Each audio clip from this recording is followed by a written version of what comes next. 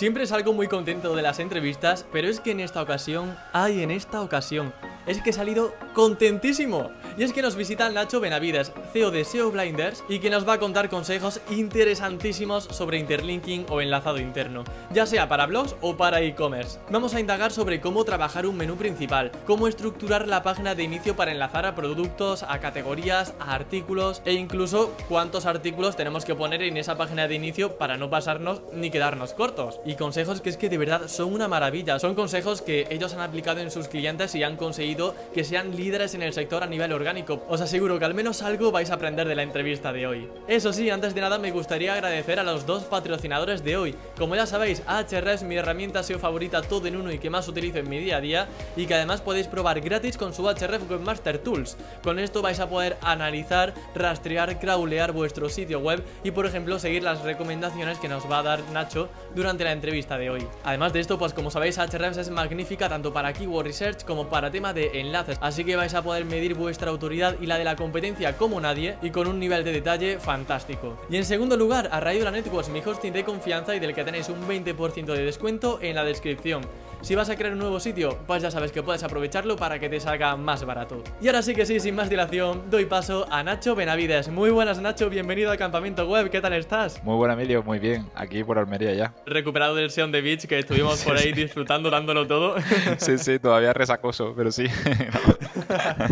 Qué bueno. Bueno, Nacho, he de decir que una de las charlas que más me gustaron, sin duda alguna, fue la tuya en el Sea on the Beach. Muchas gracias. Y justamente hoy vamos a recuperar algunos de los temas que trataste en la ponencia, que era principalmente centrado en interlinking, en el tema de enlazado interno, que esto además es algo importante para cualquier proyecto, ya sea e-commerce o sea blog. Así que yo creo que la audiencia va a poder sacar consejos interesantes para todos sus blogs y para todos sus e-commerce, por supuesto.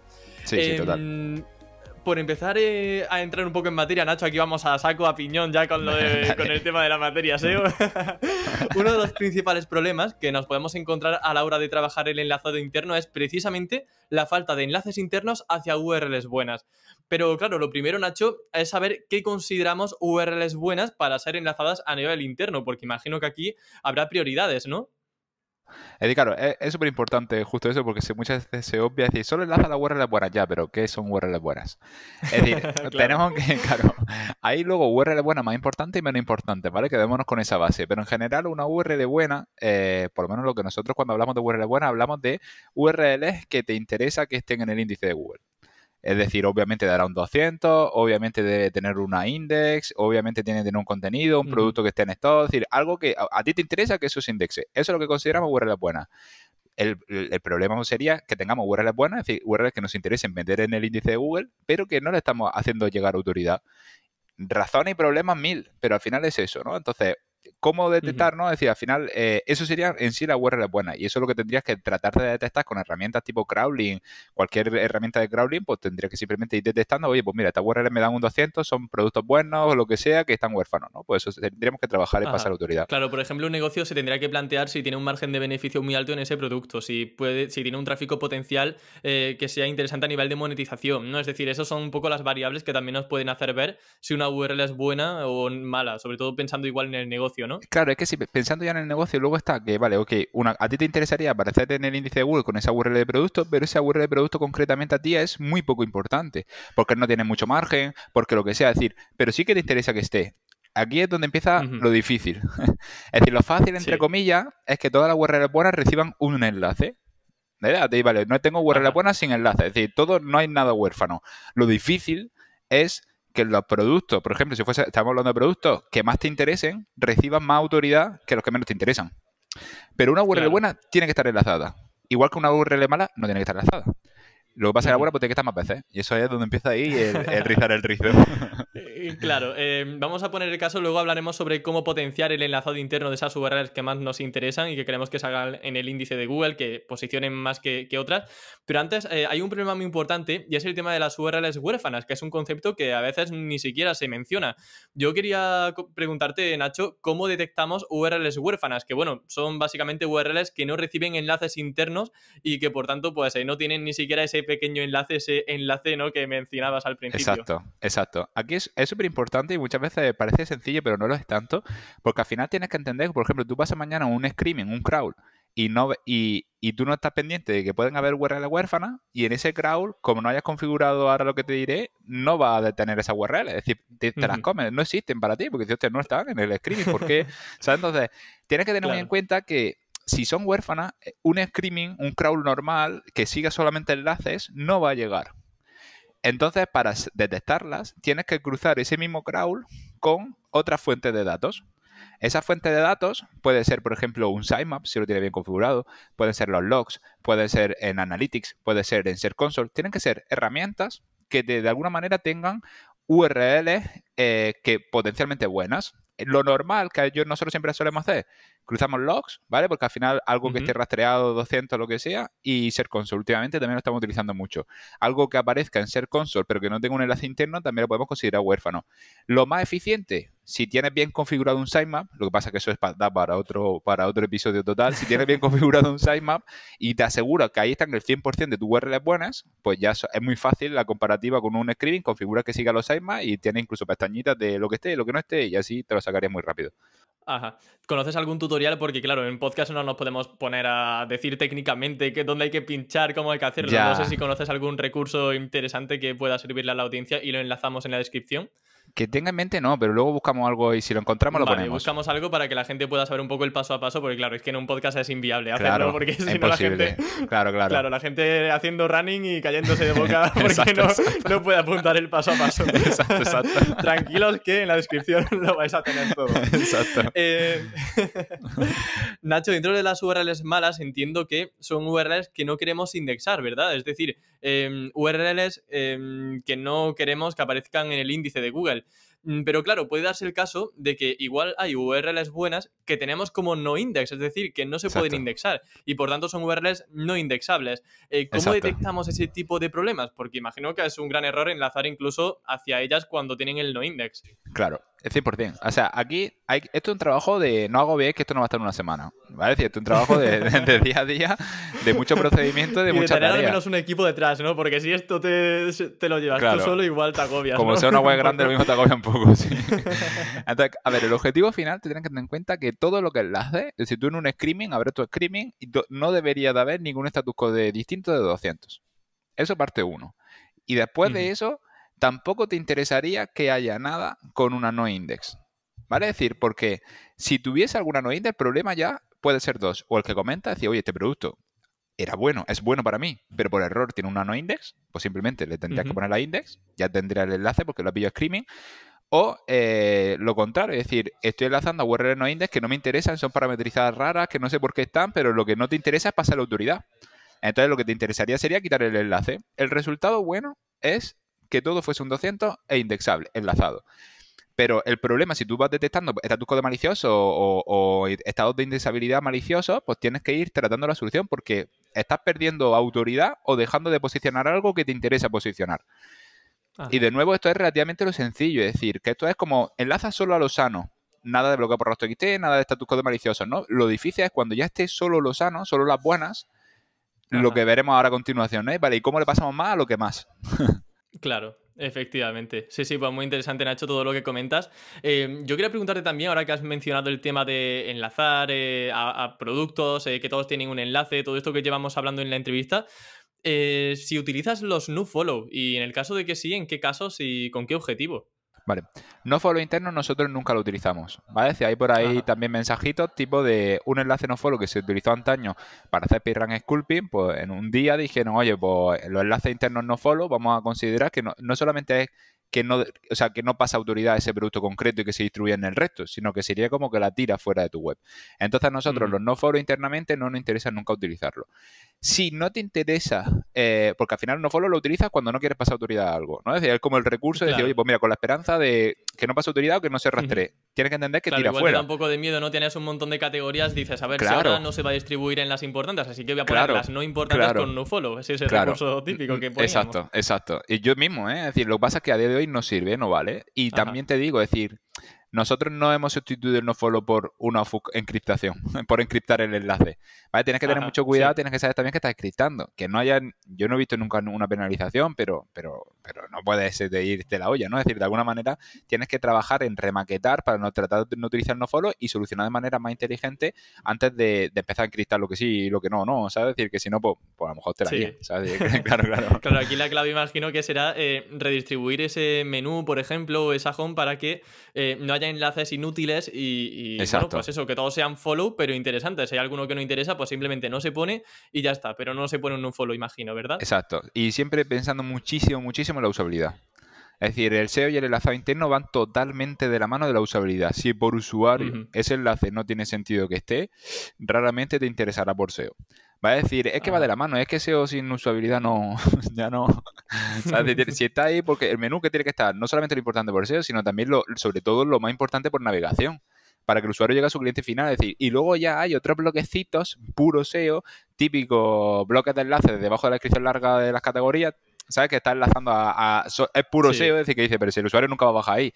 Que esos son como las medio parches que podemos a día de hoy utilizar, más sanetes, Sí. siempre dentro de todo de muy white hat como nosotros somos, ¿no? Es decir, bueno, o grey, Ajá. ¿vale? Es decir, pero no, o sea, Sí. pero prácticas y maliciosillas, es decir, ahí tienes que pensar mucho, mucho, mucho en los internos por usuario, si no, Ujú. no estaría seguramente haciéndolo bien. Ujú.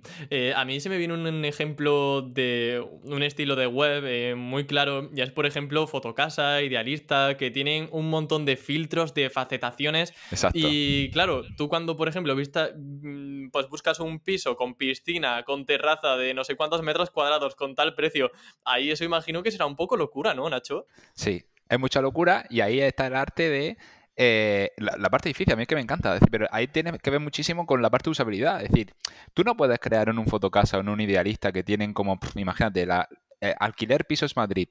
Luego tienes combinaciones por habitaciones, combinaciones porque si tiene piscina, que si tiene chimenea, que si está en Madrid. O sea, tienes muchísimas Vale. posibles sucesiones de cosas que enlazar. Lo que no, como te decía antes, tenemos que pensar en la usabilidad. Un bloque no clicable, a día de hoy, pasaría mucha menos autoridad con bloque clicable. ¿Qué es clicable? Pues eso ya es otro tema, ¿no? Es Ujú. decir, tiene que incitar de alguna manera, tiene que ser a nivel de usabilidad perfecto. Entonces, cuando hablamos de sucesiones, siempre, por ejemplo, alquiler piso Madrid, y estamos hablando de que queremos pasar la autoridad a alquiler de piso Madrid con piscina, estamos hablando de especificar la intención de alquilar piso Madrid, que es exactamente lo mismo que lo que hace el filtro. Por eso verás Ajá. como muchos grandes e-commerce, tipo PC Componentes, el propio Fotocasa, el propio Idealista, grandes webs que tienen este tipo de problemática utilizan muchísimo el recurso de los propios filtros. Es decir, a veces, en función de lo que vayas filtrando, llegas, vas a esa autoridad a una URL indexable buena, pero no crea un bloque de enlace pellejero por allá abajo ni nada, solamente el propio filtro. Y también, como eso generaría posibles combinación infinita entre filtros, tienes que poner un tope. Y a partir de X Ujú. tope, de X combinación, dices, pues a partir de aquí esto ya no es una URL indexable ni buena, así que lo tratas técnicamente con otra manera para que no se te pueda rastrear ni llegue a esa autoridad para allí. Ajá, muy interesante la verdad el tratamiento también de este tipo de e-commerce y bueno, Sí, en este sí. caso de Fotocasa, por ejemplo, pues de directorios. Bueno, Nacho, también un tema importante es el tema del menú principal. Al final estamos aquí un poco diseccionando, ¿no? Parte por parte cosas de la web que podrían mejorarse a nivel de enlazado interno. Y el menú principal, pues claro, cuando nosotros nos enfrentamos a él, la primera pregunta que nos asalta es ¿qué pongo aquí? Es decir, pongo todas las categorías, todas las subcategorías, una sección de contacto, de inicio.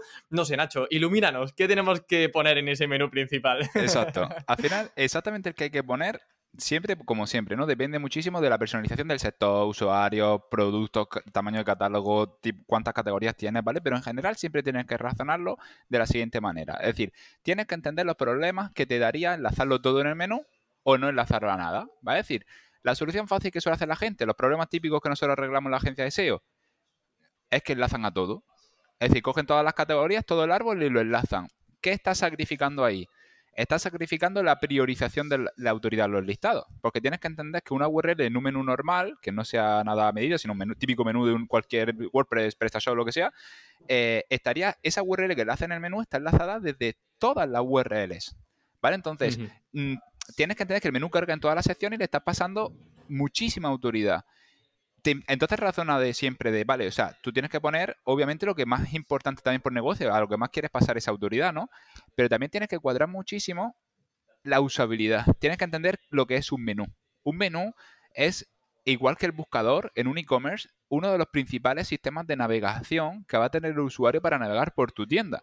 Y a mí me gusta mucho imaginármelo como si fuese un supermercado. Es decir, yo entro a la puerta del supermercado y tengo los pasillos principales o las zonas. Oye, por ahí la verdura. Pues eso sería una sección principal del menú. Luego dentro de la Por ahí no verdura paso. tengo... Claro, por ahí, no, a los chocolatinos. Y a los chocolatinos tendríamos con lactosa, sin lactosa, ¿no? Es decir, ya sería como Claro. pasillos, bandejas... O sea, tienes que pensar en el menú como pura navegación. Que al margen de eso, cuando piensas el menú como pura navegación, te falta algún término concreto por SEO que quieres posicionar y que es de alta, tienes que tratar de cuadrarlo en el menú. No sacrifiques la usabilidad.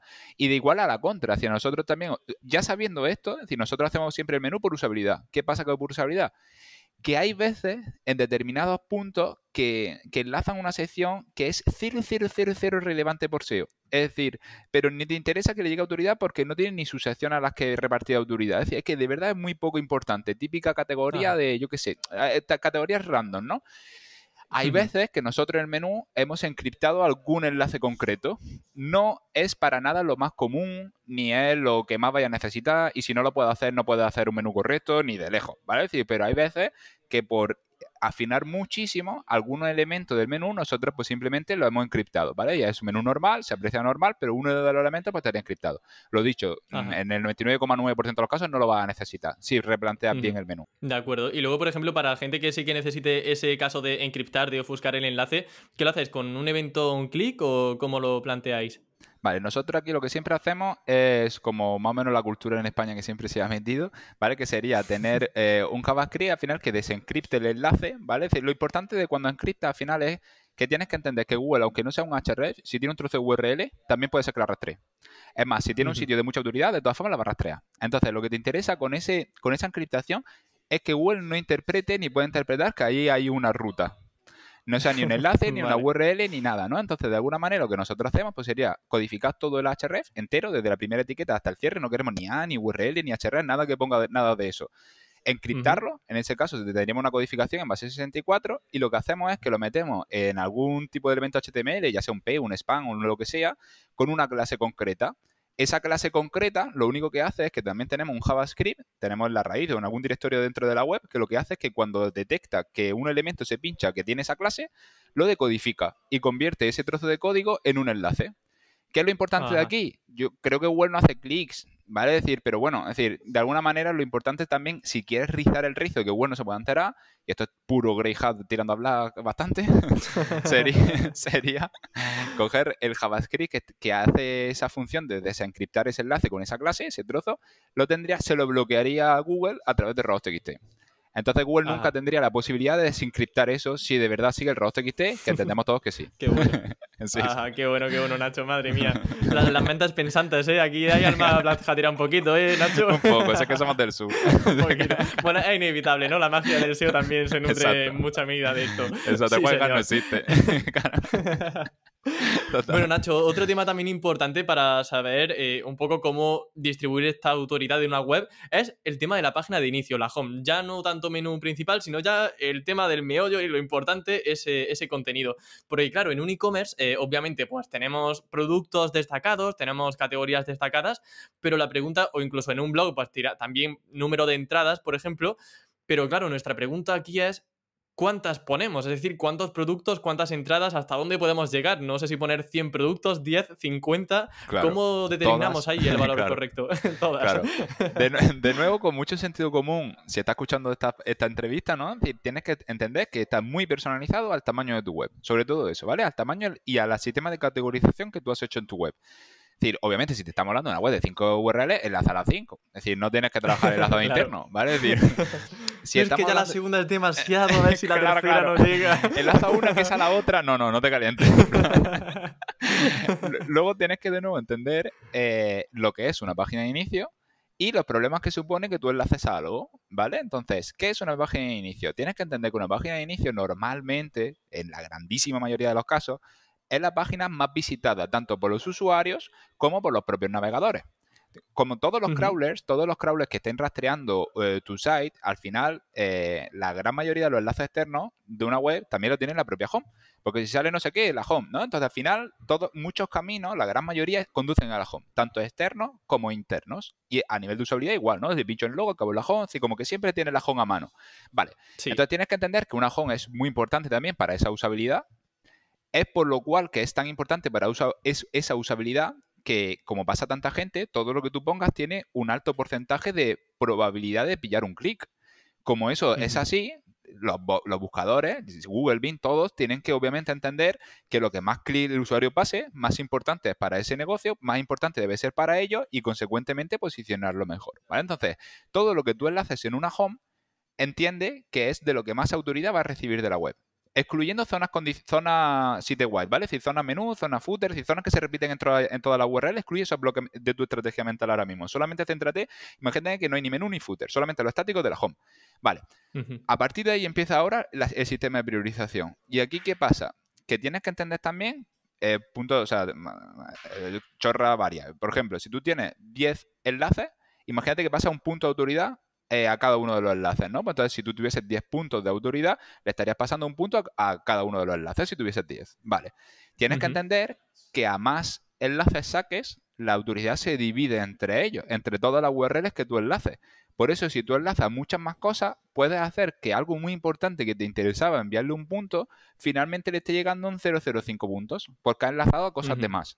Entonces, tienes que cuadrar muchísimo el que solamente esté enlazado lo importante y luego la pura usabilidad. Y con usabilidad es tal cual, es decir, afecta hasta el orden, ¿vale? Es decir, no solamente por SEO y autoridad, también lo que está más arriba recibirá más probabilidad de clic, consecuentemente más autoridad, sino con pura usabilidad. Es decir, si el usuario entra a la home, en una home no tiene claro lo que quiere, es decir, necesita navegar. No le puedes poner directamente ya, toma, mira qué producto más guapo, ¿sabes? Decir, oye, espérate, déjame como, o sea, depende mucho del sector, ¿no? Pero llévatelo por los pasillos, que pueden ser las categorías destacadas o las marcas destacadas. Si a pesar de eso, métele el escaparate, que sería el banner de la home, ¿no? El banner, el slide principal, que eso sería como un poco el escaparate conceptualmente. Y luego tendrías pues, otros recursos tipo que amplíen la información. Oye, pues mira, mis productos más vendidos, mis últimos productos, mis artículos de blog más leídos por mi comunidad. Es decir, ya de alguna manera amplíala, ¿no? Pero yo empezaría siempre con escaparate, pasillos principales, que al final son categorías o marcas, y luego ya que amplíe la información en general como te interese. ¿Vale? Pero tienes que entender eso, que sacrifica mucho si enlaza de más. ¿Y cómo, exactamente cuál es el número? Yo en un proyecto que pillase ahora, para saber cuál es el número tendría que estar... Hago una prueba, es decir, pongo 8 categorías destacadas, en los bloques de productos pongo 8, pongo 12, pongo 20 y paso un crawl. Y aquí es lo que te hablábamos de dificultad de que pase más autoridad lo que más interesa, porque tienes que entender que todo lo que está enlazado en la home es CrowdDev 1. Y a partir de ahí se va construyendo el 2, el 3, el 4 y ese idílico 3 que querrías tener, te das cuenta que necesitas controlar súper bien lo que enlaces en la home para que luego esté el típico figura que te quiere imaginar de el 1 aquí, el 2 un poquito más grande, el 3 un poquito más grande, ¿no? Pero que ya no hayan 4, ni 5, ni 6 niveles de profundidad, ¿no? Ajá. Afecta muchísimo lo que le hace la home. Y eso es prueba y error. Prueba a poner 12, pasa un crawl, bien, me ha mejorado, lo compara con el otro crawl, bien, pues venga, voy bien. O me pasa con 12, tienen que ser 10, ¿vale? Es decir, y de alguna manera así hasta que lo dejes perfectamente cuadrado. Y luego, Crawls, por continuar dando herramientas, ¿cuáles utilizas también para esto? Imagino que quizá las anteriores también que habías mencionado. Sí, a ver, mítico Screaming, ¿vale? Es decir, y luego utilizo una que no he visto a casi nadie que la utilice, que a mí personalmente me encanta y nos da la vida, que es JetOctopus. ¿Vale? De que al final es pues, crawl online, ¿vale? Es decir, que lo hace muy bien, puedes crear tus propias variables personalizadas, tipo, oye, me quiero crear una variable de si un producto, o sea, dame las URLs de productos que tengan menos de 2 enlaces, porque para mí eso es un problema. Pues te lo creas como un KPI y directamente pone un problema medio. Y entonces directamente con cada crawl te dice, están aumentando, están desaumentando y vas viendo que lo está haciendo bien. Otra, qué interesante eso. Sí, para automatizar también ese proceso. Exacto, sí, señor. Exacto. Muy interesante. Luego también, bueno, todo esto que decías de le sumo un punto, ahora 0,05 porque hay demasiados productos. Imagino que también la autoridad de la que parte una página web a nivel de enlazado, de enlaces entrantes, es importante, ¿no? No es lo mismo quizá un proyecto que te trae 5 dominios entrantes que otro que lo han enlazado un montón de medios de comunicación, un montón de blogs. ¿Esto influye o no tanto? Totalmente. Es decir, tienes que entender lo que es la autoridad. Y la autoridad interna, estás repartiendo lo que te llega de externamente, digamos, ¿no? Entonces, Ajá. si a ti no te llega nada externo, no tienes que repartir casi. Es decir, verás que te Ujú. costará mucho indexar cosas, posicionas cualquier cosa, porque Google no tiene caminos para llegar, ni tienes presupuesto de rastreo, ni tiene autoridad suficiente, es decir, es que no entran ni en tu web. Está como todavía aislado. Si no tuviese ningún enlace ni ninguna mención de ningún sitio, sería imposible, no podrían acceder a tu web, ¿no? Si no tuviese ninguna mención global, aunque sea un enlace, pero sea una mención, tiene que tener un camino para llegar, ya sea que envíes Claro. IMAP por ser console, lo que sea. Entonces, tienes que entender Ujú. también, pues, justo eso, es decir, un dominio con dos enlaces externos, no tiene sentido que pegas mucho esfuerzo en manipular esa autoridad interna para llevarlo a donde más te interesa. Lo que tienes que hacer es cartas externas. O sea, que no Claro. estás dando trabajo, que en algún momento Ujú. te hará falta, pero ante todo tu Ujú. prioridad si quieres impactar rápido en ventas es que le metas enlaces. ¿Vale? Es decir, sí, claro, Sí. claro. O sea, ahora si estamos hablando de, por eso también el enlazado interno tiene muchísimo más efecto en sites con mucha autoridad, porque hay mucho más que repartir. Es decir, nosotros tenemos portales de dominios, yo que sé, de a lo mejor 5.000, 6.000 dominios, que ahí tocas 4 cositas con el tema del enlazado interno y se nota muchísimo. Y luego tienes Ujú. otros que están mejor técnicamente, que no se nota prácticamente, o tarda mucho más en notarse, lo que tardaría una semana en uno, pues a lo mejor tarda 4 meses en otro. Y tú dices, hostia, pues claro, ahí tienes Sí. que seguir metiendo el enlace. Claro, muy interesante todo esto que comentas, Nacho. Una de las estrategias que seguís justamente para repartir esa autoridad en medios que son grandes, creo que es el tema de la nube de Anchor Text internas, si no me equivoco. ¿Qué es eso, Nacho? Porque yo creo que muchos ni siquiera habrán escuchado este concepto y dirán, ¿qué están diciendo? Magia negra, Claro. nuevamente. Aquí, claro, a ver, aquí tienes que entender por un lado que cuando algo enlaza a algo, no solamente está pasando autoridad, sino que está relacionando dos secciones. Ya sea externa, interna, aplica igual, las reglas son un poco distintas, ¿vale? Pero cuando tú enlazas de esto a esto, le estás diciendo a quien lee ese enlace que esto está relacionado. Entonces, Sí. no solamente le está pasando autoridad, sino que también un enlace, como todos sabemos, al final se compone en un enlace muy normal de un href y un anchor text. El anchor text, tanto el anchor text como la semántica de lo que a lo que enlazo, como desde donde lo enlazo, hacen que Google entienda semánticamente qué es ese enlace, qué sentido tiene y qué se trata de potenciar, ¿no? Es decir, entonces, tenemos que entender y tenemos de trabajar no solamente la autoridad que llega a las secciones, que eso ya es un mundo, sino el valor semántico, excluye ya el concepto de autoridad, es decir, el valor semántico que le llega a la sección. Es decir, una Ujú. sección necesita ser enlazada desde secciones semánticamente relacionadas, ya sea interno o externo. Entonces, qué herramientas tienes para darle valor semántico a lo que enlazas? Pues como comentábamos por un lado, obviamente tienes que enlazarlo de sitios afines a eso, ya sea un sitio externo o una URL interna, tiene que ser afín a lo que está enlazando. Y por otro lado, tenemos un pedazo de recurso que externamente tiene tanto poder y peso que está súper penalizado como te pases, pero internamente no tiene ningún tipo de posible penalización, que estamos hablando de los Ujú. anchor text. Los anchor text, ya sabéis todo, a nivel de off-page, pues han estado súper perseguidos. Es decir, como tú abuses de enlazar una palabra, canta la legua, que es el inbuilding artificial, y entonces directamente pues te puedes correr una penalización. Así es. Internamente las reglas no son esas. Internamente te dicen, no, ¿cómo te voy a penalizar internamente? Si tú piensas que si tú enlazas algo en el menú con una palabra, ya es un anchor text exacto del 100%. Eso lo haces externamente y te penaliza. Entonces, Sí, internamente puedes sí. hacer todo. Internamente las reglas cambian mucho porque internamente lo que no te interesa son anchor text que no aporten valor semántico. No te Claro, interesa tipo un genérico, pincho ¿no? Leer aquí. más, clic aquí, Exacto, eso es. exacto. Ujú. Eso no te interesa. Entonces tienes que trabajar muy bien toda la maquetación del HTML de lo que enlazas para que el anchor text sea semánticamente correcto. Y entonces, ¿qué te pasará? Que lo fácil es enlazar siempre con la misma palabra. Tipo, en el menú, pues pongo Sí, esta palabra y siempre ahí. Vale, pero ya sabemos todos que una URL no posiciona solo por una palabra ni un concepto semántico, sino que tiene a lo mejor claro. ropa de trabajo, tiene el sinónimo vestuario laboral. Y ropa de trabajo, sí, Google, ya tienes que hacerle entender a Google que vestuario laboral en ese texto para que eso posicione. Pero también puede aprovecharlo en Ujú. anchor text. Cuando hablamos de nube de anchor text interna, hablamos de estratégicamente jugar no solamente con los enlaces que pasa autoridad, sino que cada vez sea con un anchor text distinto que te interese posicionar y que también se enlace más el anchor text que más volumen de búsquedas tenga, o sea, el que más te interese posicionar. Si ropa de trabajo Sí. tiene el 60% del tráfico que quiero posicionar en esta URL, pues lo voy a utilizar el 60% de las veces con un anchor text. Y así con todas las Ajá, keywords. claro. Y Nacho, ¿has visto, por ejemplo, penalizaciones por abusar de anchor text exacto una y otra vez en un e-commerce, o eso no se suele dar? O sea, por ejemplo, enlazar a la home siempre con la keyword, pues no sé, ropa laboral, por ejemplo. No, para nada. No, O ¿no? sea, no he visto ningún tipo No de existe. penalización nunca y he abusado muchísimo. Es decir, Ajá, claro, desde es que mira, por secciones... ejemplo, Claro. en Wallapop entrevisté a la SEO de Wallapop y me comentaba que, por ejemplo, ya os tenían un enlazado interno automático donde siempre enlazaban hacia categorías y subcategorías afines de forma automática con inteligencia artificial. Y si, por ejemplo, pues la categoría de coches de segunda mano era afín a lo que estaba viendo el usuario, siempre se enlazaba con coches de segunda mano. Entonces, esto, por ejemplo, también se puede aplicar sin ningún miedo, ¿no? 100%, sin ningún miedo total. Es más, todo dentro de estos bloques iréis viendo que para hacerlo perfecto, como querríais dejarlo, necesitáis mucha automatización.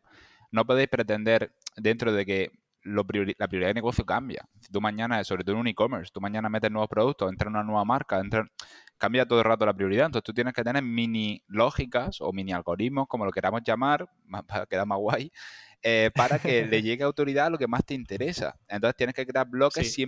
siempre pensando muchísimo en automatizarlo y que tengan una prioridad de negocio. Así que esto que comentas de Wallapop me parece súper guay. Si lo tienen bien logrado y están semánticamente relacionándolo, o sea, una estrategia totalmente correctísima. Sí, justamente lo quería comentar para que luego profundizásemos un poco a nivel tecnológico cómo podemos hacer esto, porque bien has comentado que necesita un desarrollo, necesita una programación a medida, porque claro, esto imagino que sencillo no será, ¿verdad? A ver, hay bloques que son mucho más sencillos, bloques que son mucho más difíciles. Es decir, es todo, ¿no? Es decir, un menú, hay 1000 millones de plugins, de menús que tú puedes hacer, incluso menús condicionales y cosas así. El slide de la home igual, poner categorías en la home igual, productos relacionados a la ficha de producto igual. Lo que pasa es que ya hay bloques, depende de cómo de bien lo quieras hacer, que ya Sí, pues sí que tienes que tirar de desarrollo. Estamos claro. hablando de, o sea, en WooCommerce está todo inventado. En una web medida, pues siempre la van a tener que hacer. Y en Ajá. por ejemplo, en un e-commerce en PrestaShop, nosotros, si en nuestra web de Blinders tenéis también muchos desarrollos de interlinking concretamente, que ya los principales bloques comunes los tenéis ahí. Nosotros, para cuando rizamos el rizo, es decir, cuando ya tienes que interpretar semánticamente, ya huele a difícil, ¿vale? Es decir, tú a nivel algorítmico, Sí. o sea, a nivel mini algorítmico con plugin y demás, podrás sacarte como relaciones que estén guardadas en base de datos. Es decir, dame los productos más vendidos de esta categoría o dame las categorías hermanas de esta categoría. Todo eso está en base de datos. Es decir, al final es consultarlo y pintarlo, ¿no? La Claro. historia es ya cuando tienes que rastrear y crawlear para entender esa URL semánticamente de qué va y con qué tiene que ver. Que eso nosotros también tenemos nuestra propia herramienta. Pero vamos, que eso es muy avanzado. Sí.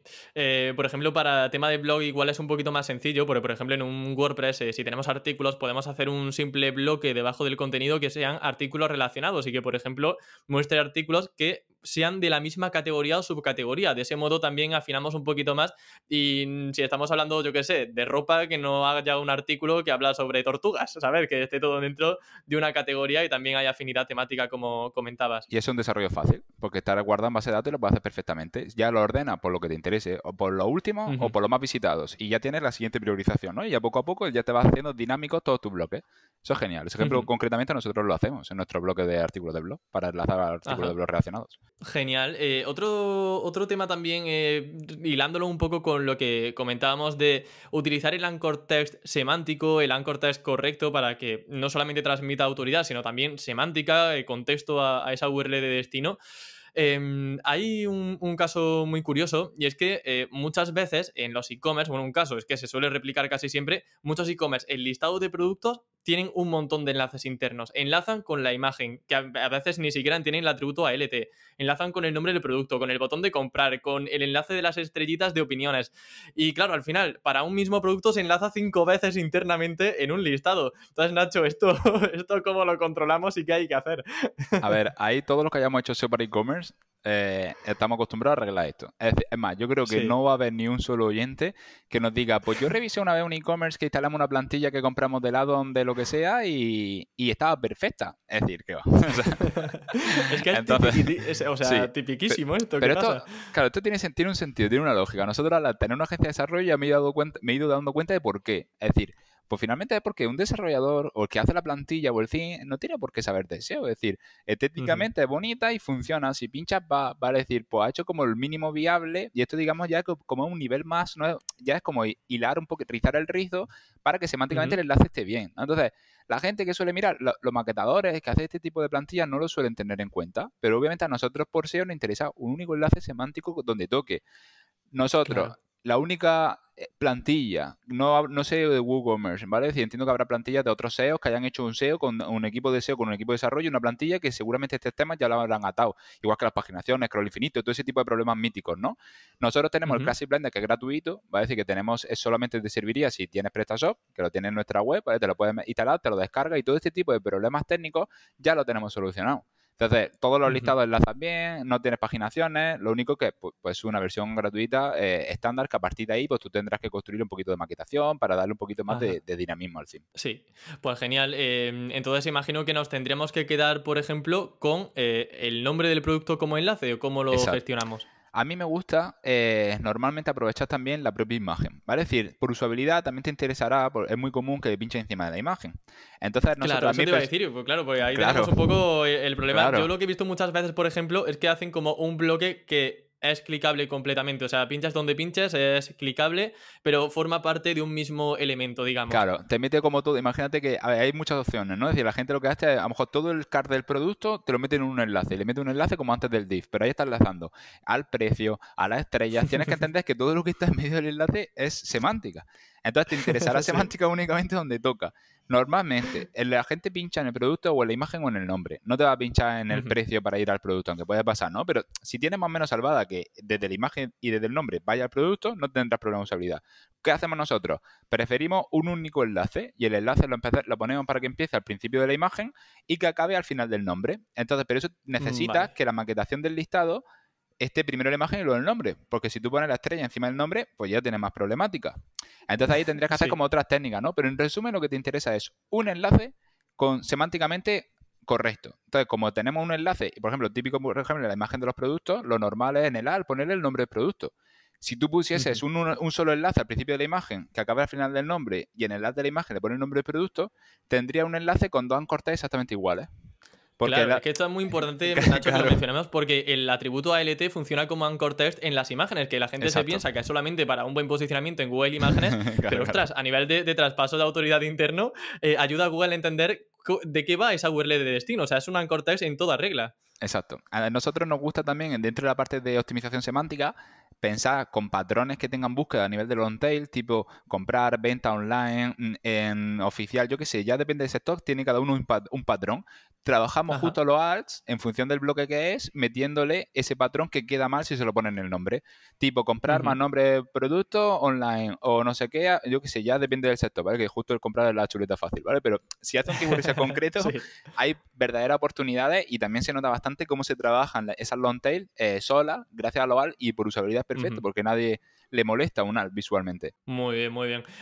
Luego, Nacho, has dicho muchas veces cosas de paginaciones. Dices, lo has dejado caer un poco. Dices, si no tenemos paginaciones, mejor eso, un scroll infinito porque paginación caca. ¿Qué es eso, Nacho, de que las paginaciones no gustan? ¿Cuáles son los motivos por qué la gente que tiene paginaciones debería replantearse el usar un scroll infinito? Vale, esto volvemos, o sea, esto tiene más lío a día de hoy porque antiguamente sí que se hacía. Es más, nosotros Ajá. hemos corregido muchas veces de, oye, las paginaciones las tienes mal declaradas, decláralas así, porque había una guía oficial del propio Google que te decía, las paginaciones tienen que ser así, tiene que haber un rel next, un rel pref, típicas paginaciones, que también antaño Ujú. nunca estaban bien, ¿vale? Es decir, entonces tenías que arreglarlas y decir al cliente, oye, necesita que lo hagas así.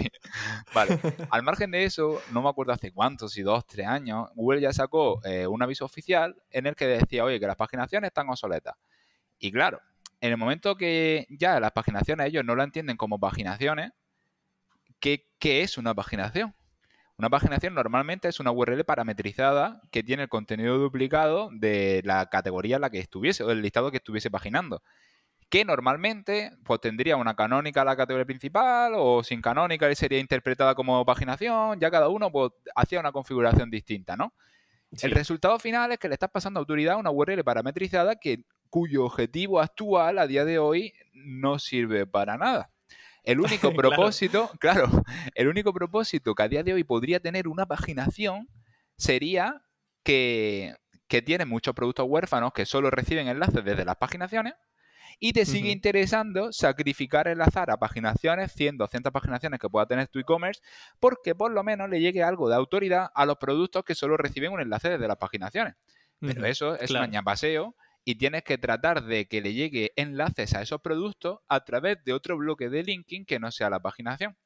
Primero debes de hacer eso.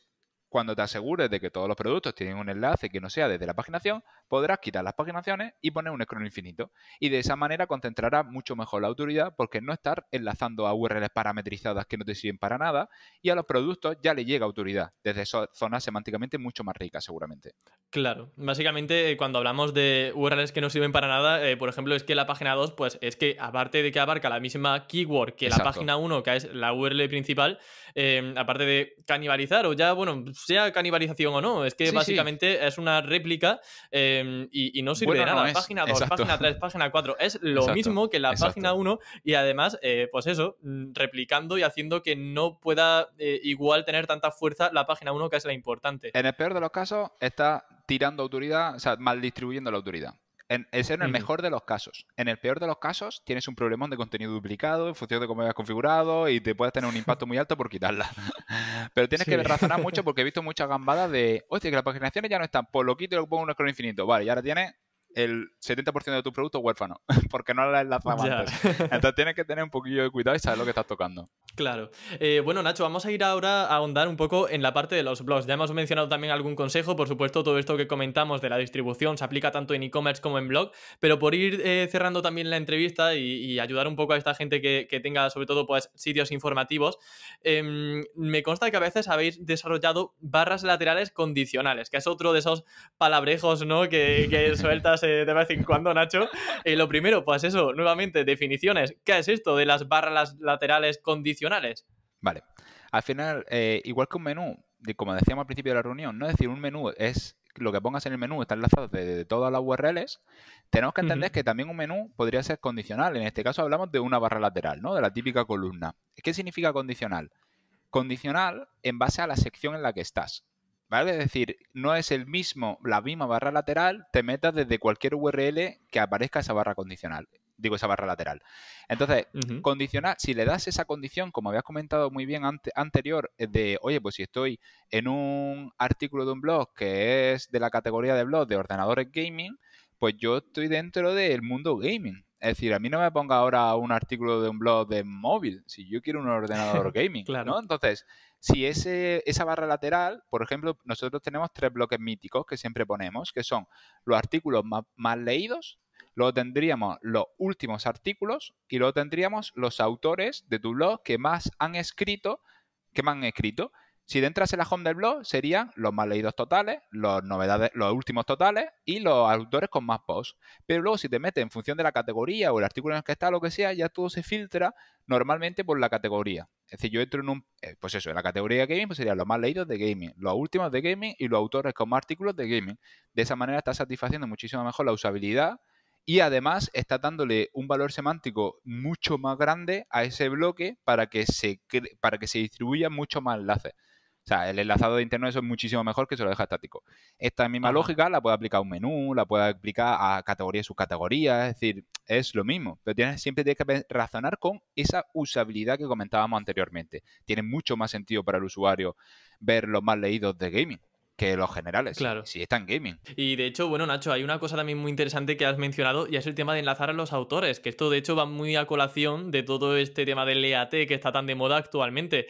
Las fichas de autor, yo por ejemplo anteriormente siempre las desindexaba, le ponía el no index porque digo, bueno, esta URL es basura, pero claro, ya viendo que cada autor puede ser una entidad en sí misma, que puede tener fuerza y que para Google es interesante, y bueno, incluso para el usuario, ya que estamos, ¿no?, para tener credibilidad de la fuente y de la información que damos, me parece muy curioso y muy adecuado, muy pertinente para el momento actual, enlazar a cada autor y que cada autor tenga su ficha, porque yo, bueno, pues eso, en tu charla del SEO de Bits ya comentaste que utilizabas fichas de autor, ¿no?, y son indexables. Exacto. Sí, a ver, nosotros somos súper pro EAT, lo tenemos claro desde hace años. Y más que el concepto de autor está muy por el blog, ¿no? Porque siempre era autor y son autores, ¿no? En WordPress son autores.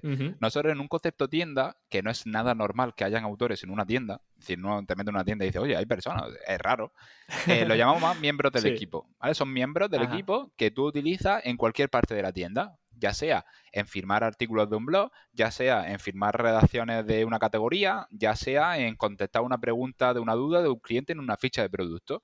Esa página de autor, no solamente, como comentas, están dándole mucho más valor de expertise, de experiencia a donde esa persona sale, sino que también esa URL entera es condicional en base a lo que ese miembro va tocando en la web. Entonces, lo que a nosotros nos gusta hacer con los miembros, con los autores, es trabajar, o sea, especializarlos. Decimos, oye, si estamos, por ejemplo, en una tienda de tecnología, decimos, vale, este es el especialista en móviles, este es el especialista en ordenadores, este es el especialista en gaming.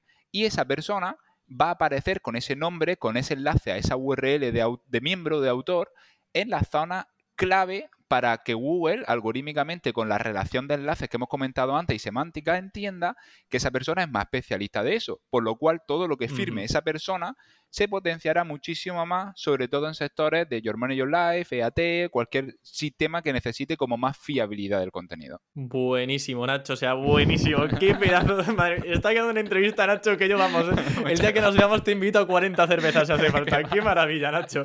Qué maravilla. Qué De verdad, guay. de verdad. Mira, esto me recuerda mucho a The Wirecutter, el blog de afiliados de Amazon de New York Times, que trabaja muy bien el tema del EAT.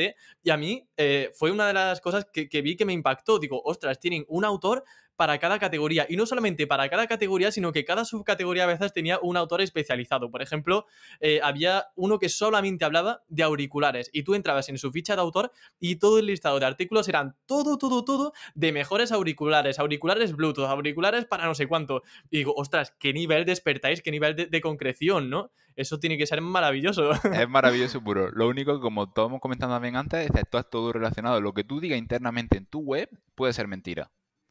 Si Ajá. eso se dice también fuera de tu web, en dominios importantes que Google sabe que esa persona de verdad es especialista, está reafirmando muchísimo. Es decir, toda esta parte de glosar los autores, si también eres capaz de llevártela a tu estrategia off-page, pegas unos subidones en todos los core updates que vais viendo, porque todos los core updates van en la línea de pues trabaja mejor contenido y estas son las guidelines. Te meten en el guideline y dices, hostia, tienes que vaya nombre también como pronunciado Almería, ¿eh?